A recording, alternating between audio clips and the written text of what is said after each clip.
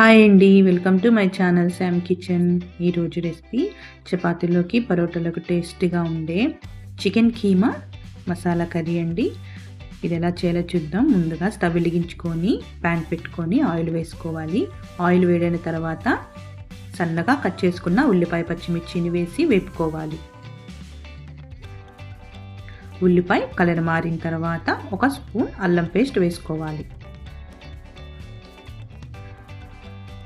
అల్లం పేస్ట్ కూడా పచ్చివాసన పోయేంత వరకు నూనెలో వేపుకోవాలి. ఇప్పుడు ఒక టమాటాను ఇట్లా ముక్కలు కట్ చేసి వేసుకోవాలి. టమాటా కూడా నూనెలో బాగా వేపుకోవాలి.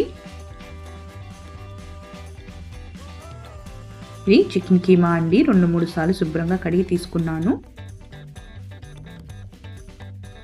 టమాటా బాగా మెత్తబడిన తర్వాత ఈ చికెన్ కీమాను వేసుకోవాలి. ఒకసారి కలుపుకొని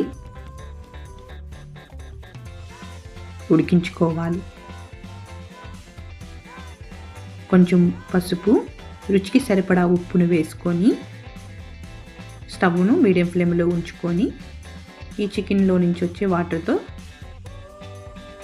బాగా ఉడికించిన తర్వాత కొంచెం ఎండు కొబ్బరి ముక్కలు, జీడిపప్పు కలిపి ఇలా పేస్ట్ చేసి వేసానండి.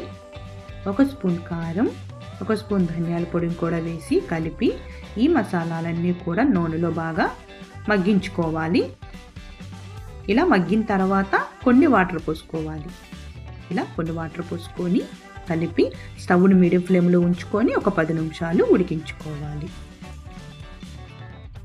ఇలా ఉడుకుతున్నప్పుడు స్టవ్ ఆఫ్ చేసుకోవాలి. ఈ రెసిపీ చాలా టేస్టీగా ఉంటుందండి. ట్రై చేయండి. నచ్చితే ప్లీజ్ సబ్స్క్రైబ్ చేయండి. Thank you.